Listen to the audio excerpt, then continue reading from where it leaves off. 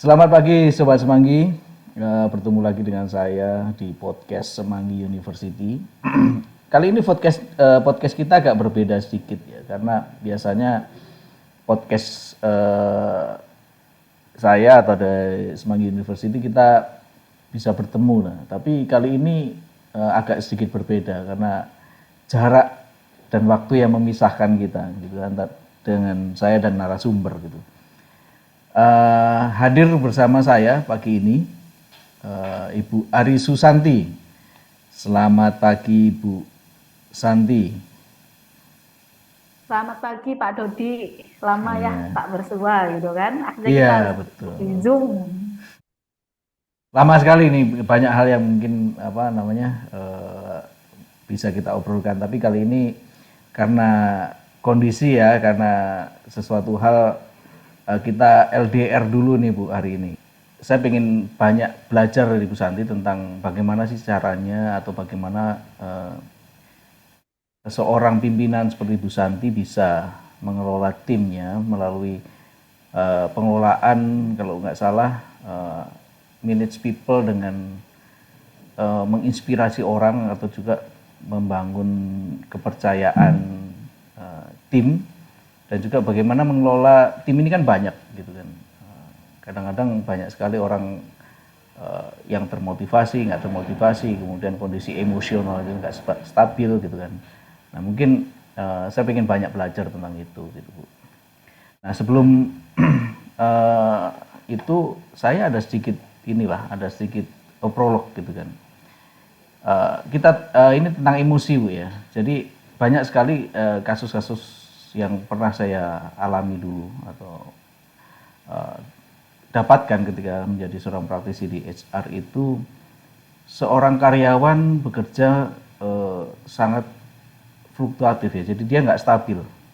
Dilihat dari banyak sekali emosi-emosi yang justru menghambat pekerjaan dia gitu kan. Jadi hal-hal yang tidak perlu, hal-hal yang harusnya bisa diselesaikan dengan segera hanya karena satu hal yang bersifat emosional, kemudian emosi yang nggak baik, akhirnya dia bisa akhirnya pekerjaan dia itu terganggu. Nah mungkin sebelum itu saya bacakan dulu nih definisi emosi ya.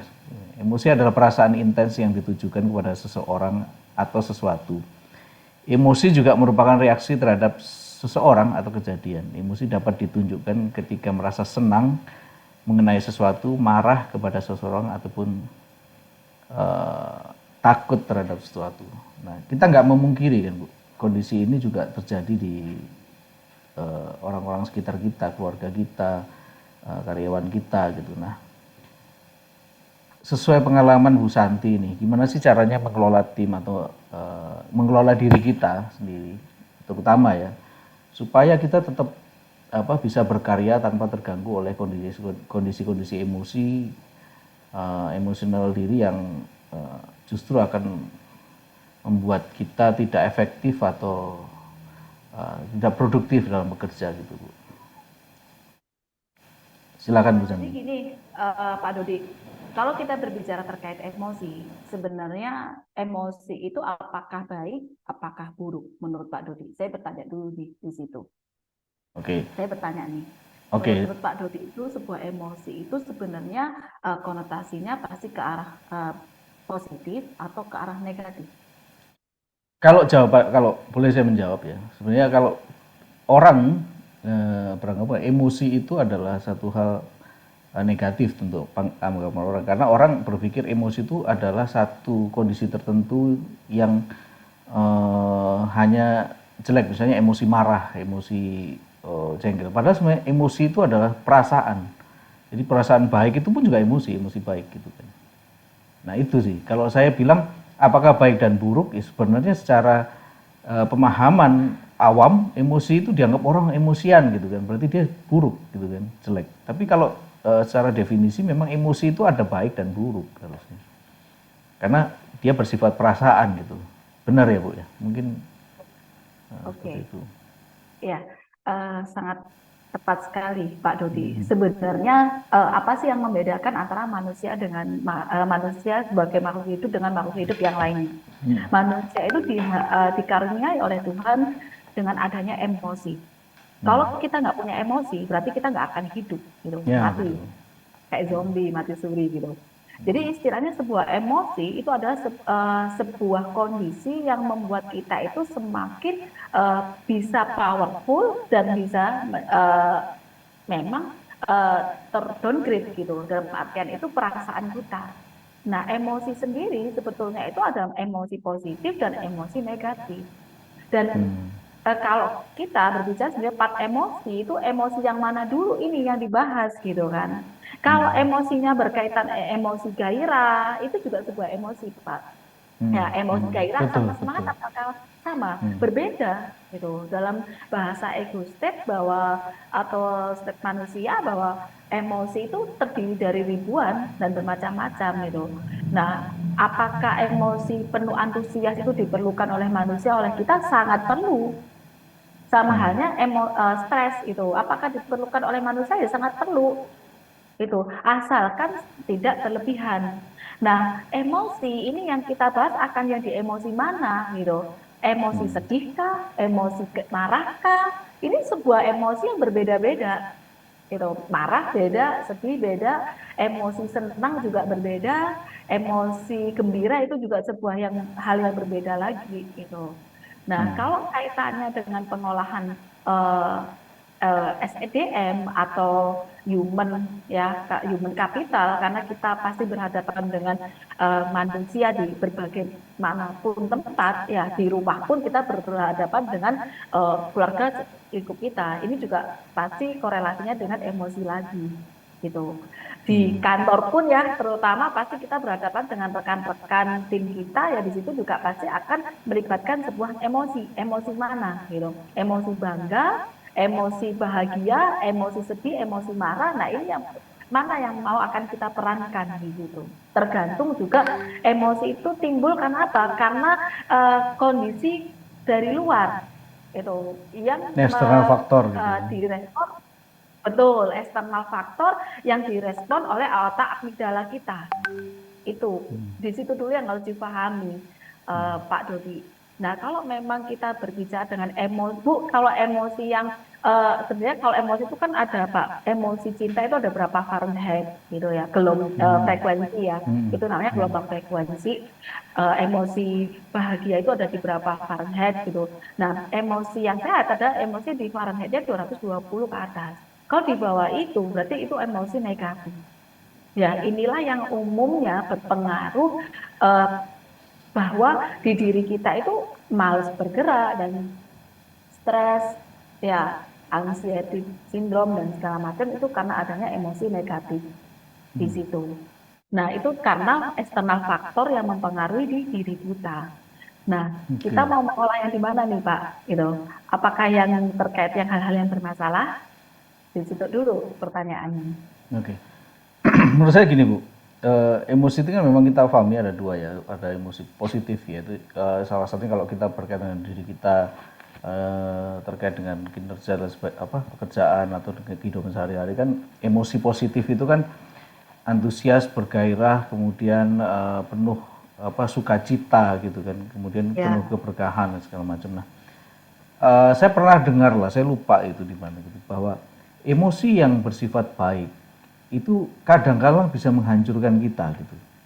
Ketika kita tidak bisa mengatur emosi itu dengan baik. Contoh begini, misalnya eh, kita begitu antusias gitu kan, karena lonjakan emosi ini kan tinggi gitu kan, begitu senang, begitu antusias gitu. Suatu saat ada satu hal yang kemudian membuat dia down gitu kan, kecewa. Kemudian dia harusnya mengintrospeksi diri, tapi itu nggak dilakukan karena dia merasa bahwa wah saya udah berhasil nih, saya antusias terus, sehingga ketika dia butuh untuk evaluasi nggak dilakukan, ya kan? Karena merasa ya ini udah bisa dilakukan, saya tetap antusias, saya happy gitu. Padahal justru kadang-kadang keputusan ketika dalam kondisi yang bersemangat itu, kemudian kondisi-kondisi yang penuh sukacita itu bisa menimbulkan pengambilan keputusan dirinya itu yang nggak fair gitu kan. Jadi bersifat emosional. Jadi akhirnya merugikan dia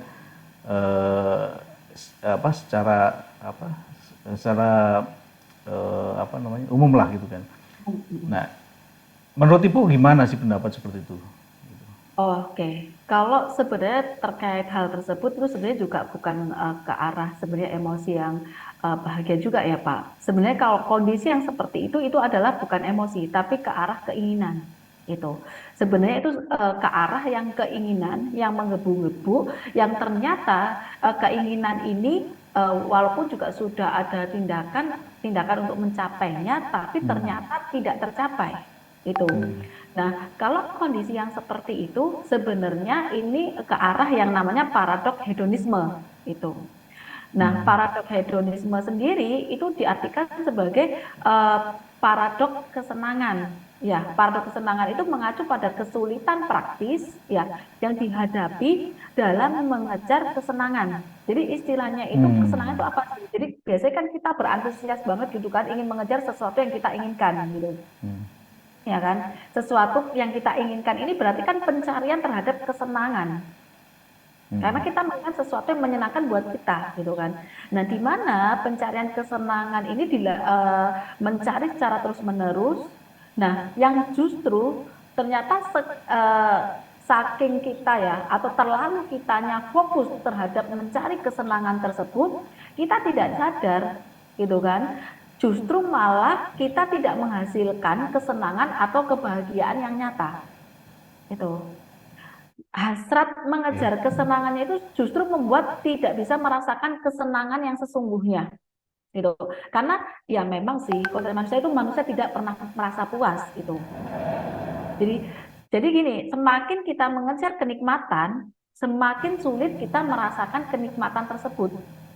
Orang yang paling ngotot mengejar kebahagiaan besarnya adalah orang yang tidak bahagia. Itu, Pak.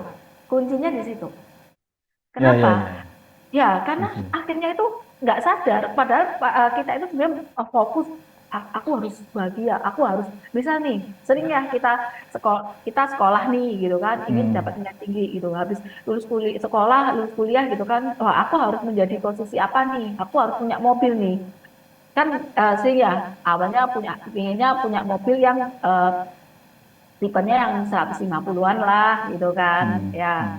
Nah, eh, kemudian seiring waktu pasti melihat, oh, lihat tetangga sebelah kiri kanan depannya, kok itu bagus juga ya mobil ini. Akhirnya keinginannya naik lagi, gitu kan. Keinginannya naik lagi. Carilah harga mobil di harga 250. Gitu. Nah, otomatis untuk mencari ke sana kan ya harus bekerja keras, ekstra keras. Nah, sedangkan fokusnya dia untuk mencari bagaimana caranya mobil ini dapat.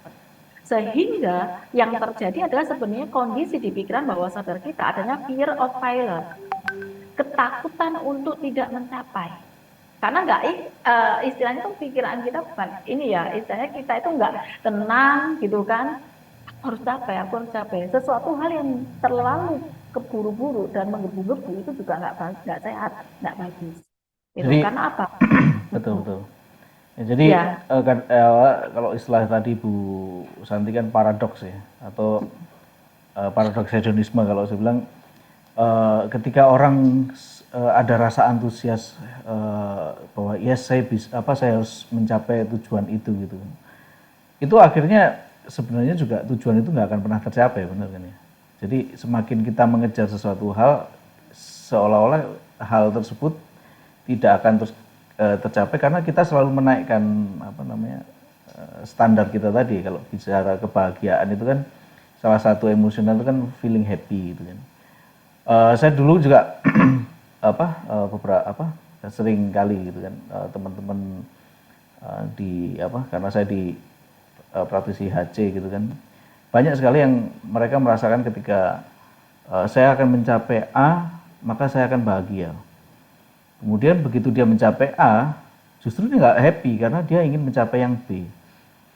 Nah, kalau istilahnya, kalau saya bilang itu menyambung tadi Ibu ya, itu mungkin bahasanya gini, kita menurunkan standar kebahagiaan kita sebenarnya. Jadi kepada hal-hal yang semakin rendah, karena dengan begitu kita nggak akan terus merasa justru merasa kekurangan gitu kan. Jadi kebahagiaan gitu begitu kita kejar, kita udah mencapai sesuatu, bukannya kita malah feeling happy, tapi feeling merasa feel less atau merasa kurang karena belum tercapai apa namanya tujuan berikutnya. Kalau ada istilahnya itu berbahagialah karena, bukan berbahagialah jika. Kalau berbahagialah jika itu ya jika saya mencapai sesuatu saya bahagia, tapi kalau bahagialah karena itu apa yang dia miliki dia bahagia, sehingga feel happy-nya, emosi bahagianya benar-benar dapat gitu. Benar begitu ya Bu ya, kurang lebih lah. Ya, betul sekali Pak Dodi. Karena kalau kita mengejar sesuatu itu ya fokus oke gitu kan. Sangat-sangat fokus tuh justru memang kita harus sangat fokus gitu. Tetapi kalau terlalu fokus dengan cara yang menggebu-gebu sehingga akhirnya ya pernah yang sesuai yang disampaikan oleh Pak Dodi yang di awal gitu kan, sehingga akhirnya tidak berevaluasi, tidak melihat bahwa kadar kemampuan kita, kadar kelayakan kita gitu kan. Dalam itu kalau di ilmu manajemen itu ada ilmu yang namanya SMART gitu ya. SMART sendiri bagaimana bahwa apa yang kita goalkan itu atau kita tujukan itu benar-benar terstruktur, benar-benar bahwa pasti kita akan achievable gitu ya. Karena ini juga berkaitan dengan emosi-emosi kita gitu. Kalau kita emosi kita yang kita bentuk ada emosi-emosi yang menggebu-gebu, itu perlu sih Pak, tapi karena semangat itu perlu gitu kan, tapi over segala sesuatu yang over itu nggak sehat, karena jadinya apa, nanti ketemunya itu jadinya hedonic treadmill gitu. Hedonic treadmill ini apa lagi sih gitu kan? Hedonic treadmill sendiri yaitu ya jika kita hidup terus-terusan dengan mengejar kesenangan. Kesenangan ini dalam artian adalah apakah sama kesenangan dengan goal gitu kan? Bisa jadi serelevansi. Goal itu memang tujuan yang ingin kita capai gitu kan. Tapi sebenarnya ujung-ujungnya itu kemana sih? Ujung-ujungnya kan itu juga mencari sebuah yang kesenangan itu. Nah, makanya di sini adalah kita memang harus punya setting goal, karena kalau kita nggak punya goal, kita itu seperti air mengalir gitu. Bukan air mengalir ya, kita seperti barang-barang di sungai gitu, ikut aja arus kemanapun, nggak tahu arahnya, sehingga ya sudah ganti tahun, berubah tahun, tetap aja kondisinya sama, tidak ada perubahan yang signifikan terkait 8 elemen kesuksesannya itu gitu. Nah, tapi juga kita juga tidak boleh yang terlalu menggebu-gebu mencari kepuasan. Arahnya sih ke sana, emosi yang ke arah kepuasan. Di situ Pak Dodi. Ya. Hasrat ya. Karena Kalau bahasa Inggrisnya itu lust, LUST, lust. Hasrat. Ya, Hasrat itu nafsu. Ya. Iya. Nafsu gitu kan, nafsu yang Iya. terlalu sangat nafsu gitu kan. Ya kenapa? Karena justru seringkali kita nanti jatuhnya pada level awal. Ya, level awal lagi, kembali lagi ke level bawah gitu. Ketika seperti kita belum mendapatkan sebuah kebahagiaan terkait pencapaiannya kita. Merasa sudah jalan jauh, padahal masih tetap di situ, stuck. Ini menggambarkan pada saat kita bahagia, gitu kan. Nah, pada saat kita bahagia, kok ternyata kita kembali lagi ke titik awal ya. Ya, ya. Gitu. Betul. Pada akhirnya itu kayak nggak ada habisnya gitu mengejar kebahagiaan. Padahal kebahagiaan itu sepele loh. Kita dengan bisa bernafas, sehat, mensyukuri itu pun juga sudah bahagia gitu kan. Betul. Ya. Bahkan kalau akhir-akhir ini ya, 5 tahun terakhir itu saya lihat kondisi seperti itu udah menjadi lifestyle gitu kan. Jadi mengejar satu pursue happiness atau mengejar kebahagiaan itu menjadi nggak terkontrol. Akhirnya hanya karena dia ingin terlihat bahagia, dia berpura-pura bahagia. Misalnya gini, banyak sekarang bahasanya flexing ya. Jadi wah biar terlihat kamu kok kayaknya happy, kamu bisa pergi kemana-mana, bisa jalan-jalan, bisa ini. Tapi kemudian justru yang terjadi sebaliknya, akhirnya dia melakukan banyak hal yang bersifat merusak gitu kan, mungkin menipu orang atau hanya untuk tampak bahagia, sehingga menjadi kebahagiaan yang palsu, emosi palsu, ya kan? Emosi palsu merasa bahagia padahal sebenarnya dia menderita gitu kan. Nah, ini justru jadi apa namanya, gaya hidup sekarang gitu, karena sosial media yang begitu masif gitu kan, terus banyak ada TikTok, Instagram, Facebook, Pinterest dan segala macam, menunjukkan bahwa bahagia itu ya melakukan kesenangan gitu kan. Nah, kadang-kadang orang itu terjebak di kondisi itu kan. Terjebak itu begini, dia ngejar terus, dia nggak sadar bahwa sebenarnya dia udah masuk perangkap kan. Nah, caranya gimana sih Bu supaya kita ketika ada di posisi itu gitu kan, kita udah masuk, kita feel kita harus ngejar kebahagiaan, terus kemudian kita melakukan hal untuk hanya dilihat orang, kemudian melakukan kebahagiaan palsu tadi itu, perasaan palsu itu gimana kita bisa stop dan kembali lagi ke setting awal kita gitu kan, ya natural emotion, atau misalnya emosi ya biasa gitu kan, memang mensyukuri apa yang kita punya. Itu gimana Bu? Ya, oke Pak Dodi.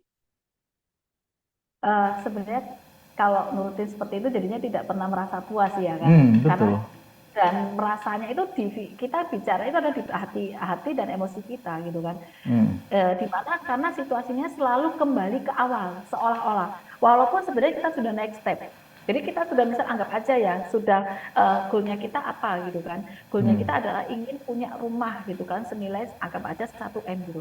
Kita sebenarnya sudah next step di situ gitu kan, sudah punya senilai 1 M. Kok hanya gini aja ya, kurang luas ya, kurang ini ya. Ingin naik step lagi ke atas. Padahal sebenarnya sudah naik step, tapi berasanya itu turun ke bawah. Ya, Padahal ya, kita anggap betul. aja sudah naik step, sampai 5 step gitu anggap aja. Tapi kok merasa kita sudah turun ke bawah sampai ke level bawah sendiri. Nah, lantas solusinya seperti apa?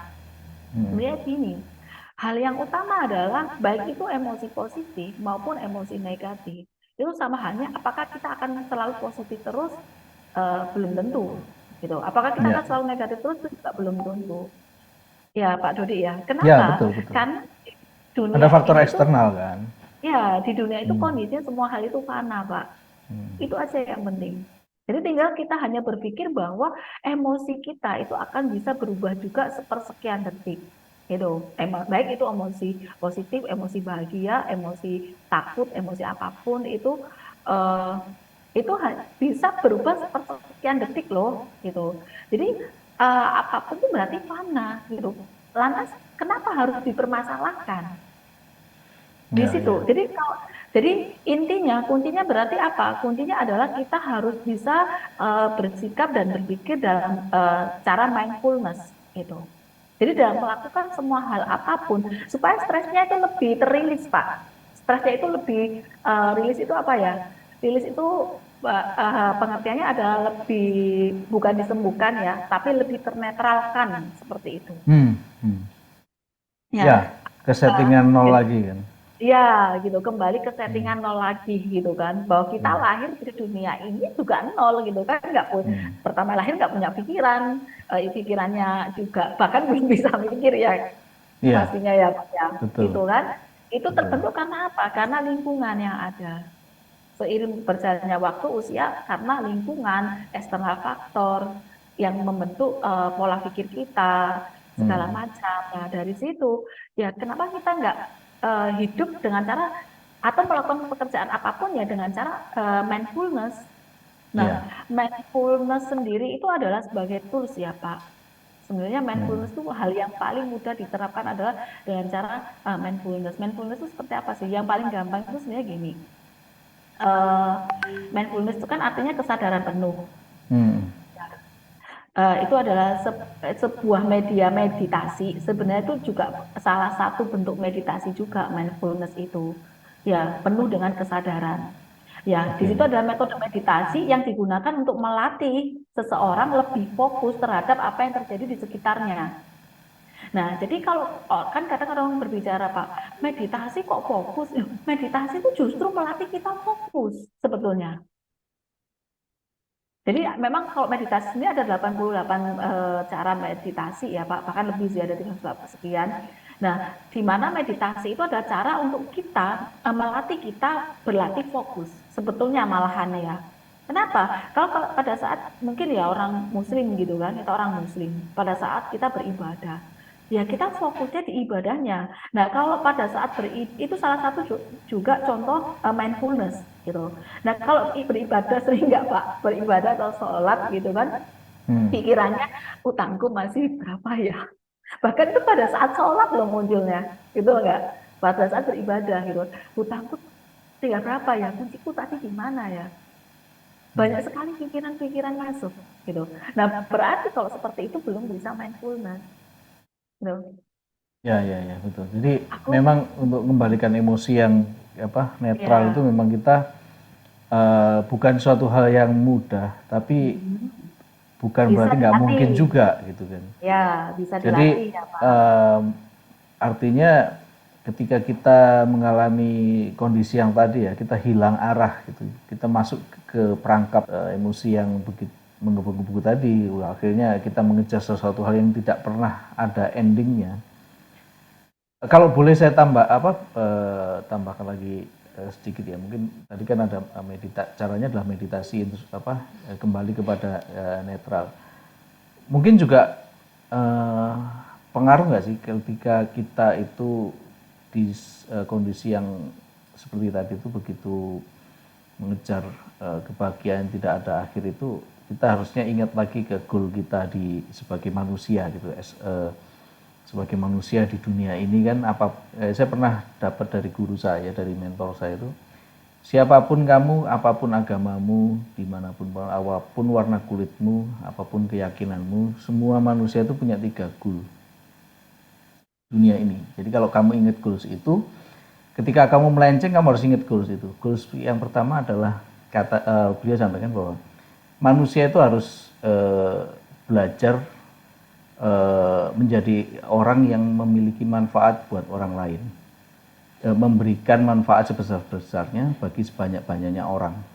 Jadi ketika kita mengalami kondisi yang tadi pursuit happiness tadi, kita kembali ke goal, oh ini punya manfaat nggak untuk orang lain, kebahagiaan. Kalau memang nggak ada ya kita harus ingat ke goal itu ya. Kemudian yang kedua, tujuannya manusia diturunkan ke bumi ini untuk mencari ilmu setinggi mungkin, seluas mungkin, untuk bisa yang pertama tadi memberikan manfaat. Jadi ya seharusnya yang pertama itu mencari ilmu seluas mungkin, kemudian kedua memberikan manfaat kepada orang lain, dan akhirnya yang ketiga itu tujuan akhir di dunia adalah kita berakhir di dunia ini dalam keadaan yang terbaik. Kalau bahasa Islam, kalau bahasa kita itu meninggal dalam keadaan husnul khotimah gitu kan. Itu level tertinggi manusia. Jadi ketika kita hilang arah seperti itu, kita ingat lagi apakah yang kita lakukan tadi itu, jadi kebahagiaan, yang tidak ada akhir itu menunjang 3 goals itu. Kalau enggak ya stop, kembali lagi ke goal tadi itu. Nah ini pun akhirnya bisa jadi salah satu ya Bu ya, selain tadi mindfulness tadi, kita harus menjadi seorang yang netral, kemudian kita belajar untuk mengembalikan diri kita pada settingan factory set gitu factory setting gitu. Gitu ya Bu kira-kira. Ya, sangat sepakat sekali Pak Dodi. Dalam artian seperti ini. Itu juga bisa diterapkan pada saat kita mengolah tim di situ. Ya, ya, Pada saat kita mengolah tim berhadapan dengan manusia juga kan, itu pasti banyak sekali orang-orang eksternal faktor tadi yang membuat kita beremosi negatif gitu. Tiba-tiba nih gitu kan, istilah kita melihat bahwa laporan penjualan yang masih kurang. Terus istilahnya sudah kita latih berulang kali gitu kan, tapi si tenaga penjualan kita, tim penjualan kita juga ternyata misalkan nih kok nggak capek-capek target, kenapa sih gitu kan. Nah dari situlah kita juga harus berpikir bahwa ya istilah selain mindfulness itu pun juga hal part ya istilahnya itu part yang tertinggi dari diri setiap manusia itu yang dicari adalah memang dari sisi ketuhanan. Itu pun juga bahwa sebaik-baiknya manusia di dunia ini adalah orang manusia yang bermanfaat bagi manusia yang lain di situ ya Pak ya. Nah, betul. makanya di situ tadi dibutuhkan yang pemikiran yang mindfulness tadi, melatih fokus adalah dengan seperti itu kita akan berkesadaran. Kita dalam menghadapi nih, misalkan si salah satu manajer kita atau sales kita kan di situ yang belum capai target. Kita dengan mindfulness, dengan merasa bahwa kita itu harus bermanfaat bagi orang lain, itu akhirnya kita berpikir, sadar dulu emosi negatifnya diturunkan dulu gitu kan. Nah, kalau misalnya menghadapi kayak gitu, Bu, saya nggak bisa menghadapi nih, Bu. Saya benar-benar sangat-sangat emosi sekali, saya sangat marah sekali dengan si A, dengan si B, dengan si C, gitu kan. Ya. Saya harus langsung saat itu juga menegur. Nah, ayo kita kendalikan. Kita mengendalikan dengan mindfulness tadi. Dalam arti apa? Kalau benar-benar tidak bisa, karena saya juga pernah, Pak, gitu kan, punya Hmm. seorang manajer, bagaimana sih, Bu, tipsnya? Itu sampai ngomong gitu. Bagaimana tips dan cara untuk bisa saya mengendalikan emosi saya, gitu. Nah, di situ kita lihat dulu sih sebetulnya Fahrenheit-nya, Pak. Bisa jadi Hmm. versusnya beliau gitu kan. Saya itu bukan emosi, hal-hal yang emosi tak pada tinggi itu bukan menjadi sebuah emosi gitu. Biasa menurut beliau. Itu pun juga harus kita kasih tahu, kita harus ajarin bahwa itu telah kamu sudah emosi. Nah, kalau Hmm. emang benar-benar kamu sudah beremosi seperti itu, kamu diam dulu deh. Saya sampaikan seperti itu juga. Akhirnya saya sampaikan, kamu, kalau kamu mau emosi dengan timmu, lebih baik kamu pergi ke suatu tempat, kamu tenangkan dulu, kamu berdiam diri dulu. Minimal 5 sampai 10 menit. Di situ eh, di situ kamu redam. Kamu berbicara dengan dirimu sendiri, self talk gitu kan. Buat apa sih saya bekerja di perusahaan ini? Hmm. Apa sih tujuan hidup saya sebetulnya? Perlu Oke. nggak sih saya marah seperti itu? Di situ dulu. Nah, kalau sudah benar-benar calling down gitu kan, sudah benar-benar bisa meredakan emosi marahnya gitu kan. Kalau sudah benar-benar meredakan emosi marahnya, baru memanggil anaknya gitu. Dari Hmm. memanggil anaknya di situ baru ditanyakan, apa yang melatar belakangi kamu melakukan tindakan itu di situ. Misalkan berbuat kesalahan gitu kan. Ya. Atau mengapa kamu belum bisa capai target gitu. Kita tanyain dengan tenang gitu. Kita harus menjadi seorang problem solver di sana. Nah, jangan-jangan ternyata kita sendiri hanya menuntut mereka mencapai target, ya kan, mencapai goal settingnya mereka, tapi ternyata kita tidak memberikan contoh dan bahkan itu mempraktekkan, gitu. Ya, ya, Bagaimana? betul. Ya, bagaimana kan bisa kita memberikan target ke seseorang di mana kita sendiri juga belum pernah capai target itu, lucu jadinya, itu. Nah, seringkali kita itu emosi yang tidak relevan di sana. Itu. Makanya kembali lagi yang seperti yang disampaikan Pak Dodi tadi, bahwa ya kita fungsinya sebagai leader itu apa sih? Gitu kan, manfaatnya kita sebagai mereka itu apa sih? Berpikir di situ dulu.